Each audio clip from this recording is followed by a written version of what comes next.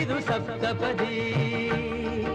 ಈ 7 ಹೆಜ್ಜೆಗಳ ಸಂಬಂಧ ನಮಗೇಳು ಜನ್ಮಗಳ ಅನುಬಂಧ.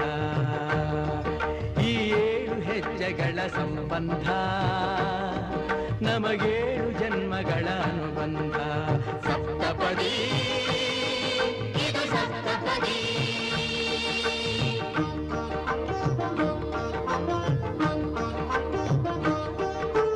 ನಿನ್ನೊಡನೆ ನನ್ನ ಜೀವನದ ಮೊದಲ ಹೆಜ್ಜೆ ಇಡುವೆ, ಇದಕ್ಕೆ ಹರಿಯ ಸಾಕ್ಷಿ ಎನ್ನುವೆ.